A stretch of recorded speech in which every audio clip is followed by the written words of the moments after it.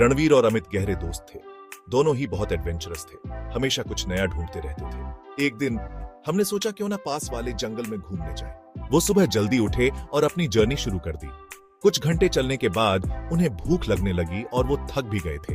तभी हमें रोड के साइड में एक छोटा सा ढाबा दिखा। हमने सोचा खाना खा लेते हैं। ढाबे पे उनकी मुलाकात एक बूढ़े आदमी से हुई। वो बूढ़ा आदमी जंगल के पास ही रहता था और उसे जंगल के बारे में बहुत कुछ पता था। रणवीर और अमित ने बूढ़े आदमी को बताया कि वो जंगल घूमने का प्लान बना रहे हैं। बूढ़ा आदमी उनकी बात सुनकर थोड़ा घबरा गया। यह जंगल बहुत ही मिस्टीरियस है, यहाँ बहुत सारे डेंजर्स छुपे हुए हैं। बूढ़े आदमी ने उन्हें बताया कि जंगल में एक तांत्रिक रहता है जो बहुत पावरफुल है।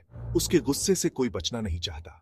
रणवीर और अमित बूढ़े आदमी की बातें सुनकर थोड़ा डर गए, पर उन्होंने अपने मन से डर भगाया और जंगल जाने का डिसाइड किया। जंगल बहुत घना और अंधेरा था। पेड़ इतने ऊंचे थे कि सूरज की रोशनी भी नीचे नहीं आ पा रही थी। हम ध्यान से आगे बढ़ रहे थे, तभी हमें एक गुफा दिखाई दी।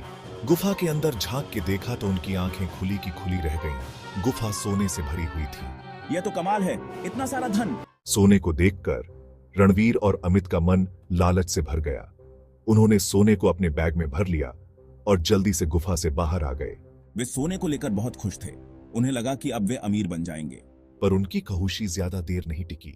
जंगल से बाहर आते ही उन्हें एहसास हुआ कि कोई उनका पीछा कर रहा है। एक रात रणवीर अपने घर पर अकेला था। तभी दरवाजे पर आवाज हुई। दरवाजा खोलते ही देखा सामने तांत्रिक खड़ा है। तांत्रिक गुस्से में था। उसने रणवीर पर हमला कर दिया और उसे मार डाला। अगली ही रात तांत्रिक ने अमित को भी मार डाला। दोनों दोस्तों ने लालच के चक्कर में अपनी जान गंवा दी। रणवीर और अमित की कहानी हमें एक बहुत बड़ी सीख देती है। हमें कभी भी लालच नहीं करना चाहिए।